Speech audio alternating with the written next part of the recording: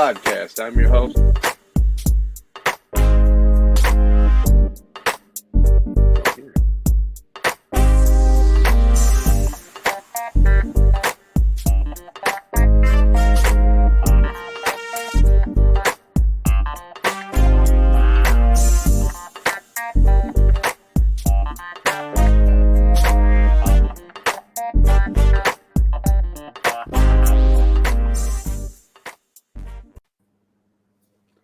Welcome to the Smokin Rope Podcast. I'm your host, the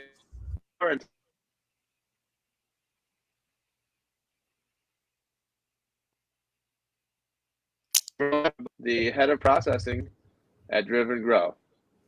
Dan, thanks for being on. Hey, thanks for having me, Ryan. Good to see all you guys again. Awesome. Well, I'll want to give Dan a proper Kevin over in Lansing, man. You made it into Lansing, I see. I haven't left the house. Yeah, it was a little treacherous on the way in. And navigating around Lansing today has been kind of a challenge. We probably got about 8 inches of snow so far, and it's still coming down. Yeah, the show goes on, and we got to find a way to get here and work every single day. You know, the plants don't take a day off, so we're not taking a day off.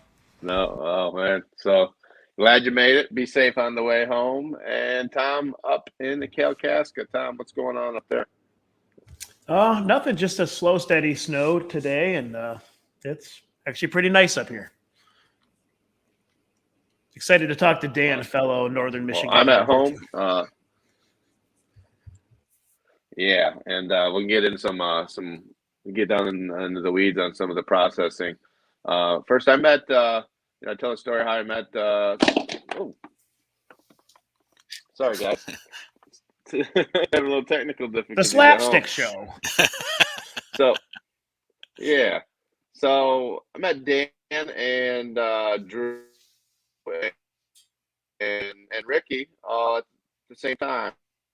I was Association of Compassion Centers in the summer of 2010, trying to recruit members and get people involved in the court cases and getting ready to fight Bill Schuette. And I stopped in, and Dan and Ricky and Drew had the first dispensary ever in Gaylord.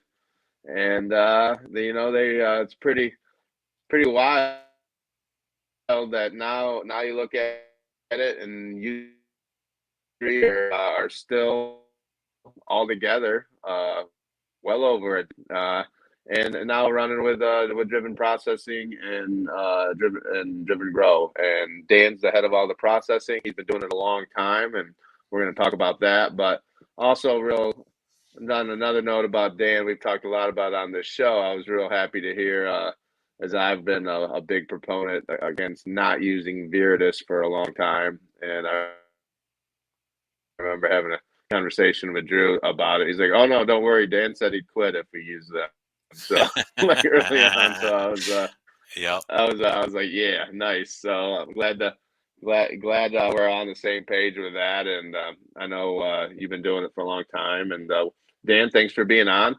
Why don't you introduce yourself and kind of tell us a little bit about who you are, where you grew up, and how you got into cannabis. Yeah, absolutely. So as you know, my name's Dan Tomaski. I'm the Chief Science Officer at Driven Grow. I run the processing department, and it's been a long journey since we all kind of met and got started together.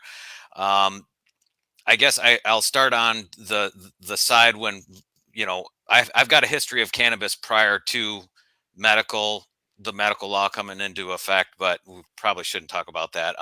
But I've been a proponent, let's say, for a long time. In 2008, I was really excited to see that, the people of Michigan decided to legalize it for medical use. And what really kind of gave me kind of spurred my enthusiasm to pursue cannabis as an interest, a main interest of mine was, my wife used to suffer from some seizure disorders, a seizure disorder that kind of affected her health and quality of life a little bit.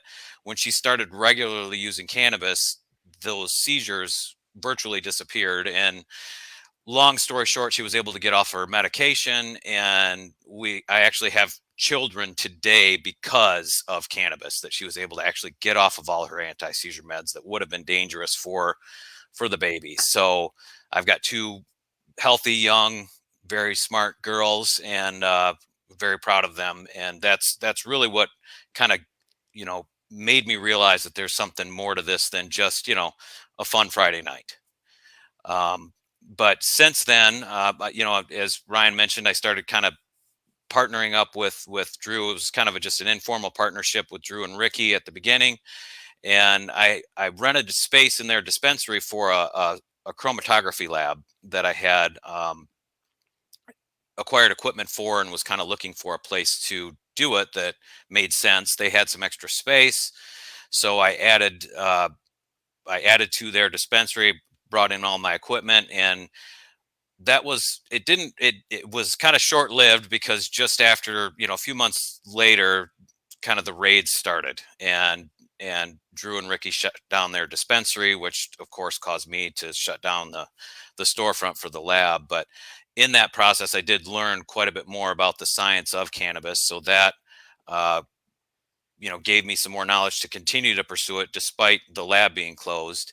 And I had been growing at home as a caregiver, and we're kind of doing some different things. But after the lab closed, I kind of needed a new outlet for my brain to pursue something. So I started looking into extraction pretty heavily, discovered some plans online. Grey Wolf was a pretty big influence on me as far as on the extraction side. And I don't know if anybody who really kind of knows even just a little bit about extraction probably is familiar with Grey Wolf. And about 2012, I built my first closed loop extractor. Built another one later on that year. Built a third larger extractor in 2013, and we've been pretty much processing closed loop hydrocarbon since then. So I've been doing it, going on 10 years extracting. So it was pretty hairy and a little bit, dangerous at first, but it did seem to be, safe. I had a lot of experience from my previous career in oil and gas, so I had, some safety and gas detection experience and plumbing experience. So it was really, I believe a lot of the reason why we were able to do it safely with no accidents, with very little guidance and regulation. So, but from there, then we started driven process up, got what I believe to be literally the best machine available on the market for extraction, and it's been a heck of a ride, and I'm so glad to finally be where I had hoped to be. So it's it's just the possibilities now are even greater for a new I'm sorry, that for more progression and better science and more consistency than they ever have been. So pretty excited about the future. That's awesome, Dan. Sorry about the technical difficulties. I didn't know that about your wife. I always learn something new on this show about our guests. But that's really cool, and I understand your passion for the RSO now, and everything you've done with that. And I'm sorry, I apologize if when I cut out I missed it. Did you want to talk a little bit about, like, just, I know what you've done with RSO over the years? You have been involved in some of the giving away the cancer project, and then why we decided to I'm a huge proponent of it, and I'm on it, and many of my family and friends and people, a lot of elderly people I know are on RSO, and how we got into that and doing the strain specific. Yeah, absolutely. Yeah, and actually when I was talking about my first extractor I built in 2012, and the driving force kind of behind that kind of got me into extraction was I attended a class that was held by Gersh Avery and John Roberts, and I believe it was at Brad Forrester's house, where they were showing us how to make RSO with isopropyl alcohol. And went through the whole process, and it was an entire day of instruction. And I kind of got to know, I'd met Gersh prior to that, and I'd offered to do some testing for him, pro bono on his oil for potency, and that kind of thing, and that kind of spurred me to build my own extractor and then start making RSO with BHO. So that's kind of how that was part of the reason why I got into it, and I've done a lot of extractions for different caregivers for RSO, 3 or 4, and I know Gersh and John have both been very successful with treating some cancers. It's not 100%, but they've got some very, very strong evidence that it does affect at least certain cancers pretty well. I've worked with quite a few caregivers who have 5 or 6 actual cures under their belt with RSO, which is pretty amazing. I was really skeptical of the claims at first, and then I saw it actually work and heard the testimonials, and there's no question that there is definitely something there, and we need to figure out why it doesn't work for some people and it works for others. That's really the next step, I think, in the research of cannabinoid treatment. Well, with RSO, I'm wondering from your perspective as an extractor, RSO as a full spectrum single source medicine, how does this race for high THC, keeping hemp on one end of the spectrum and high THC cannabis on another regulated spectrum? And when we know, at least the evidence suggests, that full spectrum cannabinoid and terpene profiles have the best success against, say, certain diseases like cancer or things of that. How do you think like breeding and just the separation between THC and CBD, how is that going to affect the ability to actually make a truly effective medicine?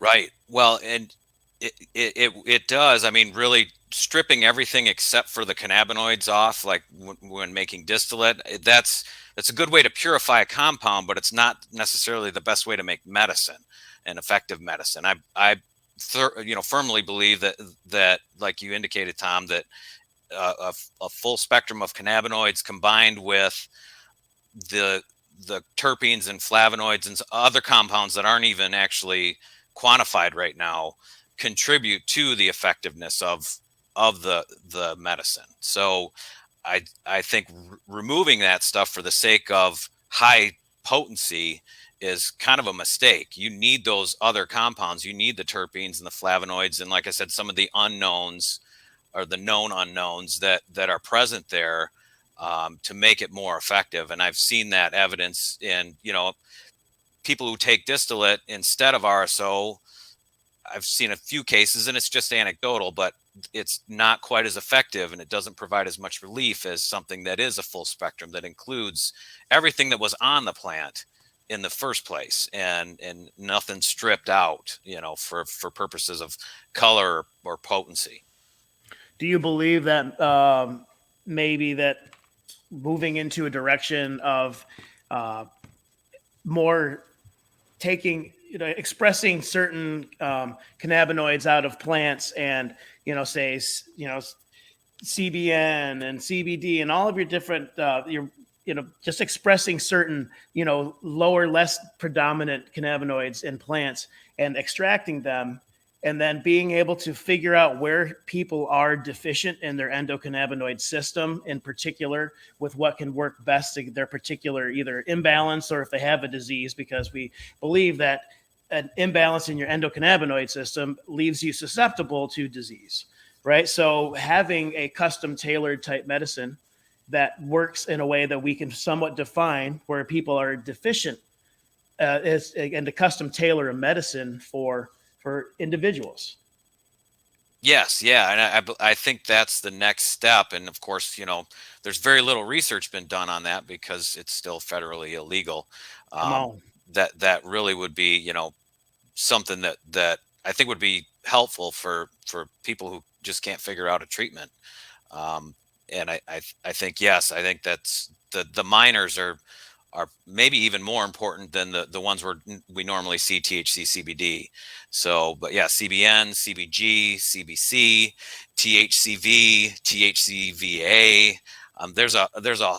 There's new cannabinoids seemingly almost every day being discovered, and then being able to actually quantify them and test them is the problem on the analytical side. Laboratories don't have reference standards for these new cannabinoids, partially because they're so new.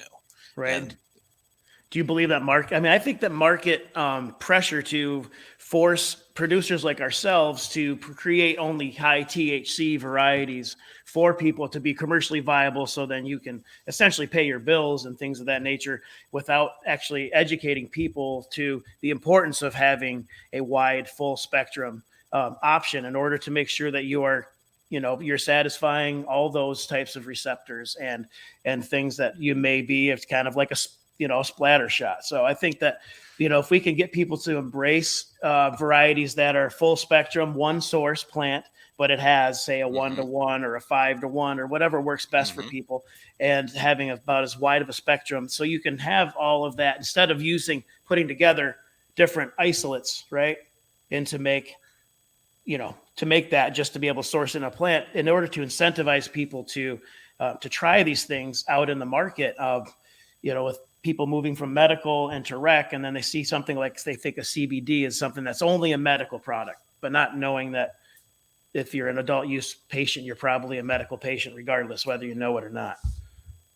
Yeah, absolutely. I agree 100% with that. That just about all cannabis use is medical use, in one way or another. But yeah, I think that's and that's where kind of maybe people like us can help with educating consumers a little bit on the benefits of not just THC by itself, and embrace the possibility that these other minor cannabinoids or a balanced ratio of THC to CBD may actually be better and be more effective for them. And I believe keeping the entourage effect intact with all the terpenes and flavonoids that are present is key. I think it's important to keep that there, and I think it's foolish to discard those other compounds in favor of just potency and what's popular. And they could disappear if they're bred out because of market demand. That's and I'm done. Absolutely. Yeah, absolutely. And I think we've seen that in the past. I think cannabis evolved with probably pretty equal levels of THC and CBD, and it's been bred out by humanity just because we were looking to get high, and CBD didn't do it, but THC did. And we just selected for that without even knowing what we were doing. So, well, just even look back in 2010, we brought that up. I know, at my dispensary, I mean, we would have, 3 different, a 3-to-1, a 2-to-1, and a 1-to-1 CBD to THC. And it was, we called it Cannatonic 4. Now, if it was, there's debate on, which is which, but we had that, and people liked it and understood it. And I know Tom, the doctor, is it the Dr. Deadhead? Dr. Death Skunk, yeah. That skunk, that was always, I would go and buy that at Kind, and people liked it. So it's just interesting to see this market pressure of us moving from, the caregiver market with stores to the regulated, and how that happened.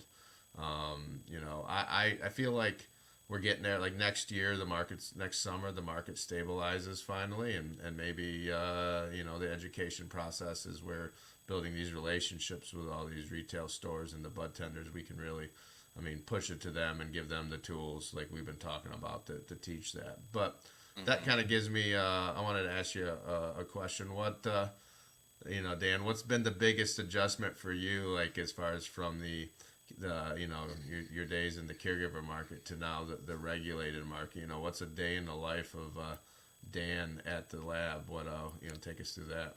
Yeah, it's been quite the transition. I mean, I was making, I was blowing hash in my garage for quite a few years, and then we moved to a shed, which was a big upgrade, and I got it out of my garage, but I started, then the garage turned over into the distillate lab. So then we started making distillate about 2016, and it's definitely, it's actual work now. It's not just a hobby, which has been kind of my goal. This is where I've always wanted to get. But it's a lot less about now the process as it is about just wrangling the schedule. And I spend a lot of time, making sure that the scheduling is right, and the process is kind of already figured out. So thankfully, we've had about 10 years to figure most of this stuff out. But that's been probably the biggest thing to, just kind of leisurely making distillate in my garage, and um, smoking weed and talking on the phone and that kind of stuff, to actually now we kind of do have to pay attention to what's going on. So that has been a little bit of a transition, but like I said, I've always wanted to get here, so I'm very excited to be here. And the other thing that we did get when in the transition from kind of caregiver to licensed was we got a much nicer extractor. It's automated, which gives us the best consistency that I believe we can get. Robot basically takes care of the timing and the recipes, and I'm not relying on somebody, a human. I don't expect a human to act like a robot, and we need the kind of consistency that we want. We need a robot. So, the human is still busy, but they're not necessarily busy doing robot things. So that has really given us an advantage. It frees up my extractors' time to do other things, and it makes their labor more efficient and actually their job more enjoyable, because they're not tied to a machine all day. That has really been a big benefit to what we're doing now on the license side versus what we were doing in the caregiver side. So tell us about the machine you're using. Yeah, so it's a Luna Technology.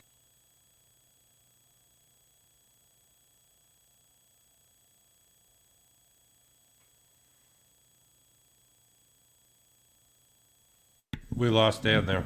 Oh, lost your audio, Dan. Let's get it back.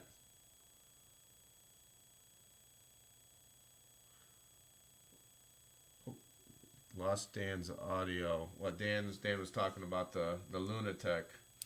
I've had the privilege of seeing it work and how automated it is, and hopefully we get Dan back to. Can you hear me now? There you go. Okay, sorry. This new headset, I touched the button.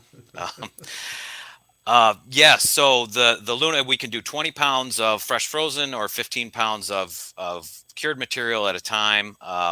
It's got recipes built in. It knows how long the soak time needs to be. It knows when the viscosity of the final product is correct, and we can adjust that and tell it where we want it to stop the distillation process so that we can recover the extract.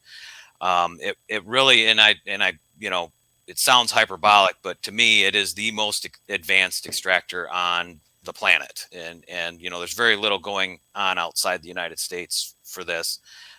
So I feel pretty confident in saying that I don't think anybody else has a hash robot like we do. So it's kind of cool. But it does give us a much more consistent product, and really helps with drilling down on what is best for each particular strain and form of biomass and so on. So that's sweet. So we're actually launching our live resin crystals and sauce. It's been a long time coming. We ended up with 9 different strains, and those actually are going out tomorrow as we speak, weather permitting, to all the stores, and they'll be in the market, and we're in about 30 stores. Really excited to do that, just to launch that. So, Dan, that's been your project, and I know you guys had to plan it. I know when you started talking about it, just even how long ahead you had to plan to get the freezers, the plan for the outdoor and all that. Take us kind of through that whole process of the year, and how you're doing that, and why the crystals and sauce that you're producing is top quality. yeah, so we started planning this probably about a year ago, and we secured some outdoor space that was pristine soil, brand new, fresh gravel to grow in, and it was an awesome site. Already had security, and the the process began of figuring out. We had kind of planned on getting a pretty decent harvest, so we had to figure out what we were going to do with it. And the plan was to do everything in fresh frozen, and we did have a freezer, but we knew wasn't going to be large enough to hold everything, so we had to acquire another freezer, which we kind of had to search for, but it wasn't too hard to find. Even amongst all the COVID delays and everything, we were lucky enough to find one not too far away. And so what we have now are two 8x40 Connex freezers. They're basically meant for use on a container ship. They're pretty sweet little units, and a pretty inexpensive alternative to building a fixed freezer. And the nice thing about these is we can call up low shot crane and have them move it to another site if we need to do some fresh frozen at that site. Pack it full, call the transporter, have them move it, have them move the material from that freezer to to say our site at the main campus. And then of course we have to move the freezer empty, which is that's an MRA regulation. Otherwise we'd just have low shot move it full. But unfortunately we have to call a transporter, and it takes them about 3 days to empty an entire freezer, running trips back and forth. So they've got a small trailer, and they've got to unload and load and then go back and make a few trips. So we got quite a few 1,000 pounds of biomass frozen. I'm not sure I'm comfortable disclosing that. I didn't clear that with the boss, so I probably shouldn't go into how much we actually got. But it was a very good harvest, and that was a great source of great start for us to start making crystals and sauce, doing a lot of live resin extraction. And it's been great. The material is top notch. It's the yields are pretty decent, and we're happy with it all the way around. The quality's there, terpene content is great. On we've seen as high as the tests. I think we've seen as high as 10% on the non-decarb stuff. I believe that was maybe Gooberry, might have been Mafia Funeral. Anyways, close to 10% terpenes on the live non-decarb, which is, in my opinion, pretty high. I've seen higher, but for what we did and the strains that we use, I think this is going to be, and I know it's going to be awesome. I've had the privilege of trying a few little dips and dabs, and it's been, I'm excited for everybody to get a taste of all of it. I think turn it over. Something for everyone out there. So Dan, in your transition from caregiving to the regulated market, what have been the biggest challenges for you guys? I know that what you guys are doing, I know that people from the outside don't have an idea of really what it takes to do what you guys are doing, from a regulation standpoint, from SOPs and being able to stay compliant, and there's a lot to it. What have you guys found to be the toughest thing in getting to where you're at today? I'd say the record keeping more than anything has been tough. The state law mandates that you're supposed to do a record of formulation for everything that you sell. So we have to, we've interpreted that probably maybe stricter than some others, but we've kind of erred on the side of caution. So collecting all the data, whatever happens to that extract after it goes from biomass to extract, is recorded.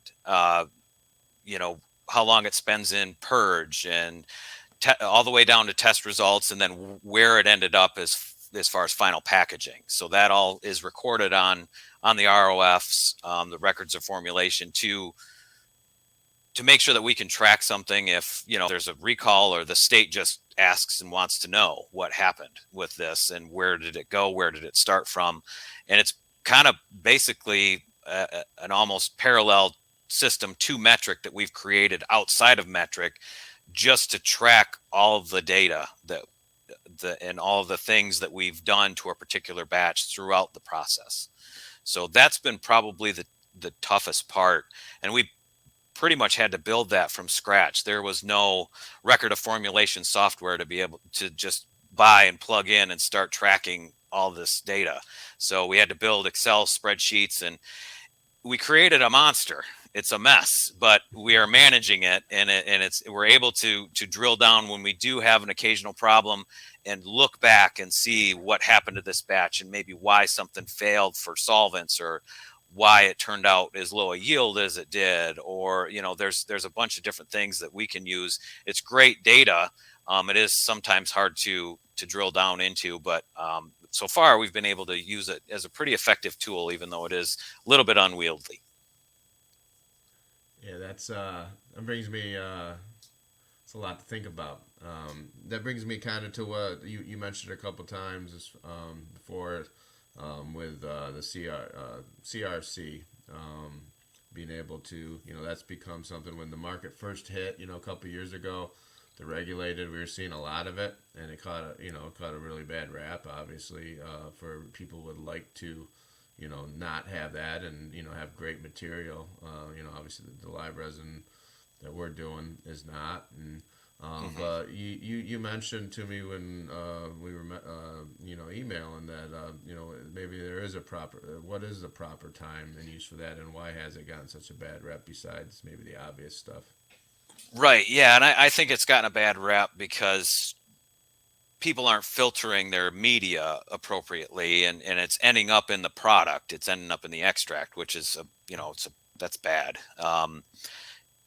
But I think that can be cured. The big reason that has gotten a bad reputation is because it's been inappropriately applied, or it has been applied. It's been overused to the point where it affects the taste or taste or effects of the final product. And everybody shops color, and I get it. And in general, they're right. A lighter colored extract tends to be higher quality. However, that's not always right, and that's another point where the consumers maybe need a little bit more education, that just because it might be a little bit dark or darker than you are used to doesn't necessarily mean that it's bad. It actually could be better, but you'll never know unless you try. But there are points where CRC is appropriate, and a lot of it has, in a lot of cases, it's mostly with cured material, and a lot of reason for that is growers don't harvest for extract, right? And I don't get dry trim that was harvested for extract. I get dry trim that was harvested for flower, and the best potency of the flower and the smokability of the flower. And sometimes that can be past the window, so the of where it would make a very nice light colored extract. So if you harvest early, you're going to get you're going to tend to have a lighter colored extract. However, that could affect the quality of your flower. So you don't want to sacrifice the quality of your flower just so you can get a few grams of light extract. So if you harvest for max flower potency and quality, you may get some cured material that tends to be a little bit darker, and that would be the appropriate spot to remove just a small amount of that color and make that product maybe a little more saleable. It's not necessarily making it better, other than in the eye of the consumer that lighter is better. So, there is a way to extract without, one, polluting the extraction with the filter media itself, with the color remediation media, and two, not to over remediate to remove the important parts of the extract that you want to remain intact. So that's what we try to do when we do need to do CRC, and of course that's always cleared with the client at the time. We don't just do it without permission, but if we see a lot of darker colored cured material coming in, we do suggest, hey, this might benefit from a little CRC, and we're always careful to try not to over remediate, and still try to leave everything as intact as possible, and that's really what I believe is the most appropriate application for that material. But a lot of places just CRC everything because they just want it as light as possible, and that's what sells. And I get it, but I think maybe we're doing a disservice to consumers by just kowtowing to that somewhat uninformed belief that lighter is better always. Well, that was a great explanation. You mentioned clients. People might not understand that out there. Obviously, you guys have your grow and your outdoor and producing products under the Redemption brand. But as far as other clients, how does that work? We do third-party processing, so we have allocated, so many hours on the machine to process third-party. Most of our work is in-house for Driven Grow and for clients like Redemption. I guess you kind of and other clients as well that we're taking our biomass, extracting it, and selling it to different end users. But we do have some contracts with a couple of producers, a couple of growers that we're processing different forms of extract for. We do a lot of live resin cartridges and that have no distillate in them. We do make a little bit of distillate, not really on contract. It's more for ourselves and for wholesale. But our primary focus is non-decarbed extracts for dabs and cured and live resin cartridges that contain zero distillate. They're processed whole. We leave the entourage compounds intact. All the terpenes and flavonoids are intact. The cannabinoids are completely converted and activated, so they're great in a vape cart. They won't crystallize in a vape cart, and that seems to be, I've tried a few, and I used to make distillate carts, and the cured and live resin carts are just far and away better to anything that ever had any cartridge that ever had any distillate in it. And I used to make a lot of distillate carts, and that was one major complaint that I had from patients was, man, this stuff is good, and I've had it tested, and it's in the mid to high 90s, but it just doesn't seem to get me high, and it doesn't do the things that like flower does. And when I kind of agreed with that, but shoot, you've got 90% distillate. Why isn't it getting you high?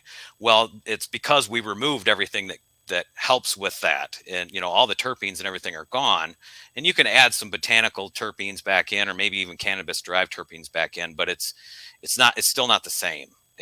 There's other things there that I don't think really know a whole lot about that really contribute to the live and cured resin carts having the same entourage effect as the flower that it was extracted from, that distillate cartridges just cannot mimic. It's, at least I haven't seen one that has been able to do it successfully.